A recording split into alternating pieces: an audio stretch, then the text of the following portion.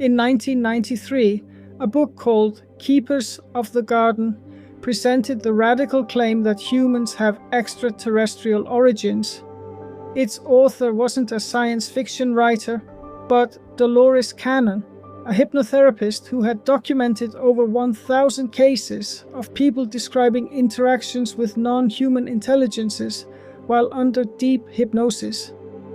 What makes her findings so compelling isn't just the volume of cases, but the consistent details that emerged across subjects who had never met each other.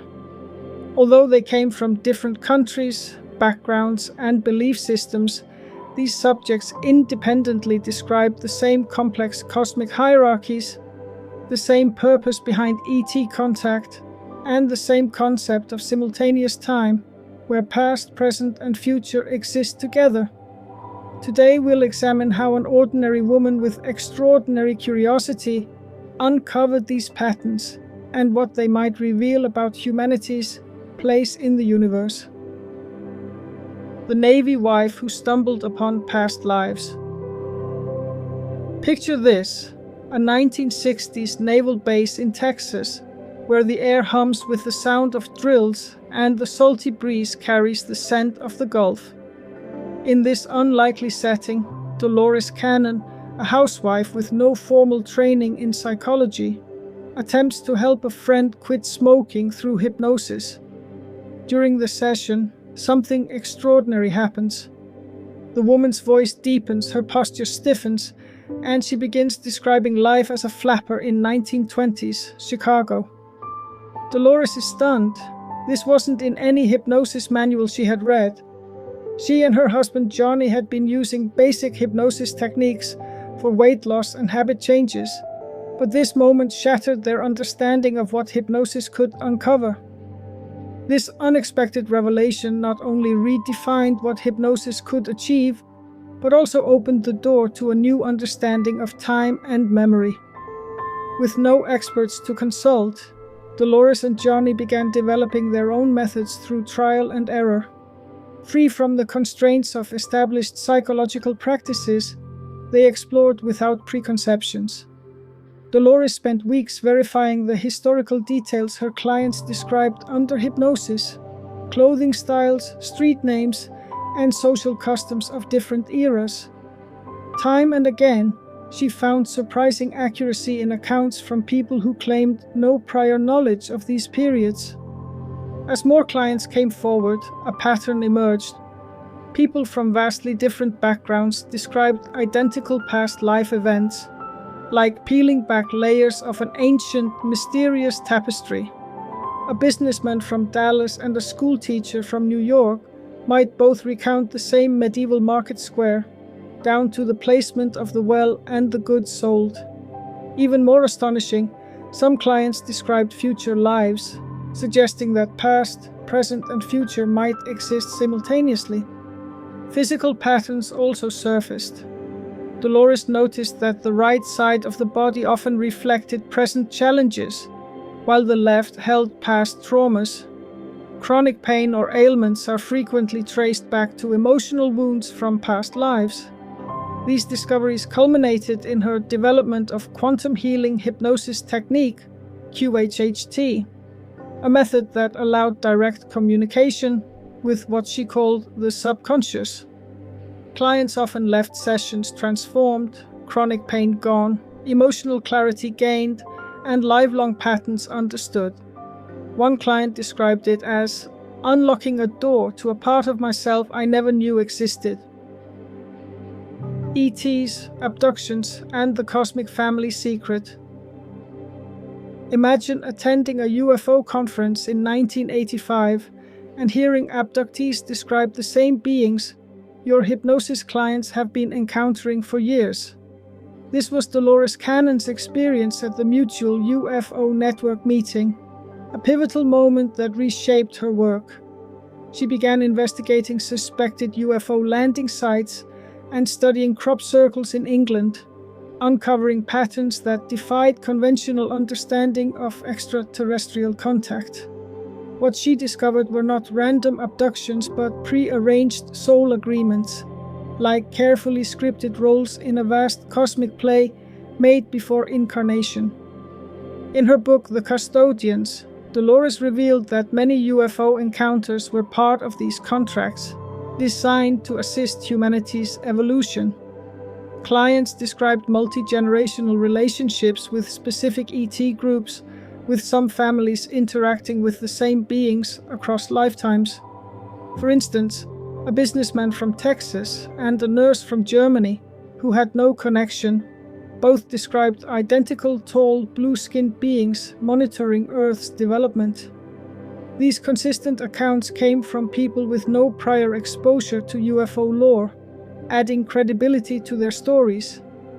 One surprising revelation involved the so-called machine people, feared for their emotionless appearance. Under hypnosis, clients described these beings as learners, here to understand human compassion. Their coldness reflected humanity's own detachment. One client recounted how these beings struggled to grasp why humans cared for sick relatives or mourned loved ones, studying emotions as scientists might examine rare specimens. Dolores' crop circle research added another layer to this cosmic puzzle. She discovered these formations contained precise mathematical codes tied to ancient sacred geometry. Clients under hypnosis described participating in their creation as part of a consciousness-raising effort.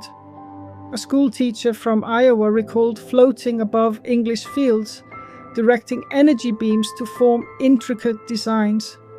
These weren't random artworks, but deliberate messages meant to awaken human awareness, linking crop circles to the same cosmic family behind the soul agreements. Through thousands of sessions, Dolores mapped a complex cosmic hierarchy. Clients spoke of intergalactic councils, guardian races, and volunteer souls incarnating to assist Earth. A housewife from Ohio and a Japanese engineer described the same Pleiadian council, their accounts aligning in vivid detail, from meeting chambers to energy signatures, revealing a shared cosmic story. Time is an illusion, the shocking truth about reality. What if time were a vast, interwoven tapestry rather than a straight line? Dolores Cannon's work with Nostradamus revealed that his famous prophecies weren't fixed predictions, but glimpses into parallel timelines. Through deep hypnosis sessions, Nostradamus explained that he deliberately obscured his quatrains to avoid persecution during the Inquisition. For example, his cryptic reference to Heister was often misinterpreted as a misspelling of Hitler, but Nostradamus clarified it referred to the Danube River region. He maintained contact with Dolores from his own time in 16th century France, emphasizing that humanity shapes its future through collective choices. This discovery led Dolores to a radical understanding of time. Imagine each decision as a fork in a river, creating branching realities where alternate versions of ourselves experience different outcomes. A client choosing to move cities might simultaneously exist in realities where they stayed, moved earlier, or never considered relocating.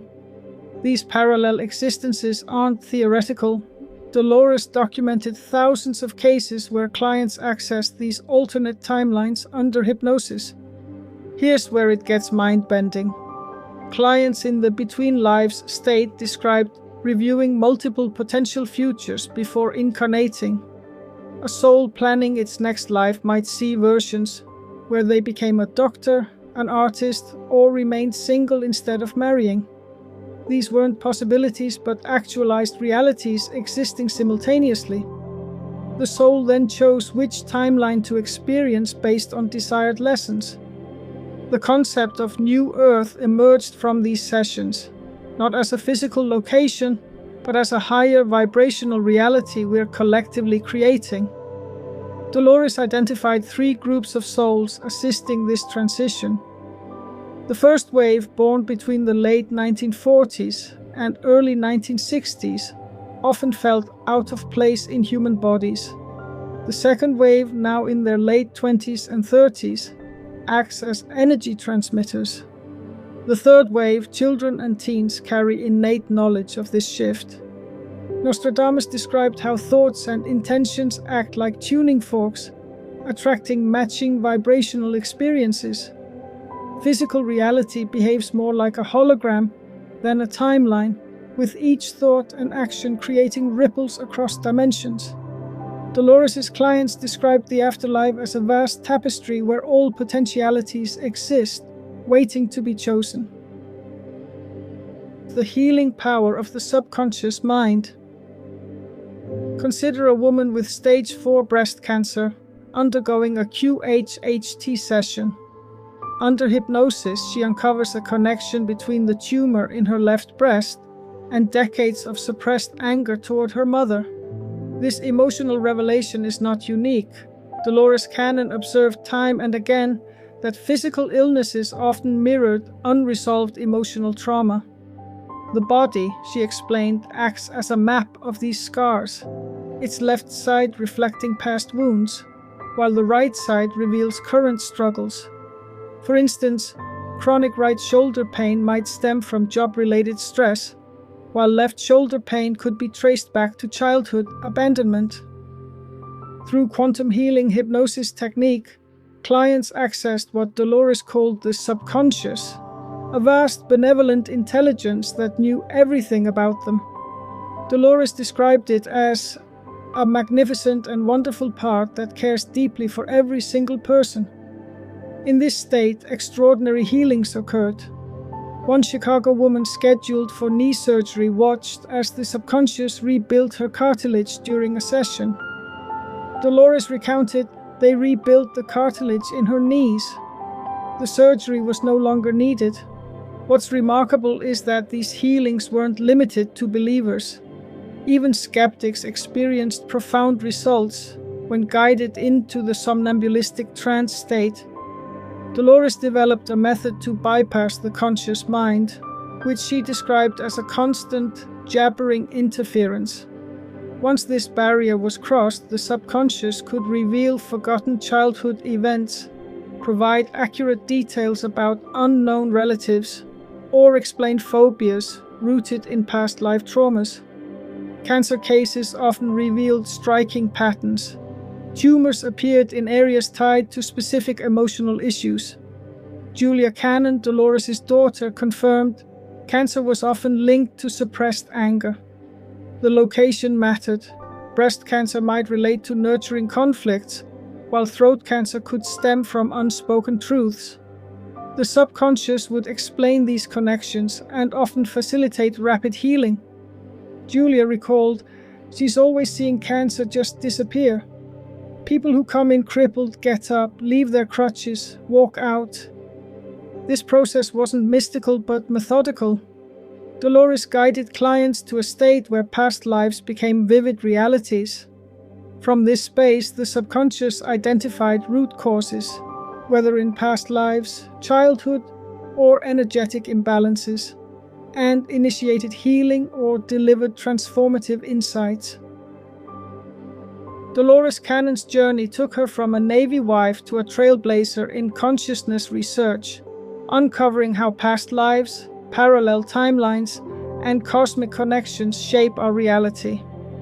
Her quantum healing hypnosis technique revealed that true healing often comes from understanding these deeper patterns. Now, consider this. If consciousness can access other lifetimes and dimensions, what hidden truths might your subconscious be waiting to reveal about your life? Dolores believed we are eternal beings who chose to be here now. As she reflected, this magnificent and wonderful part knows everything about everyone, a discovery waiting within each of us.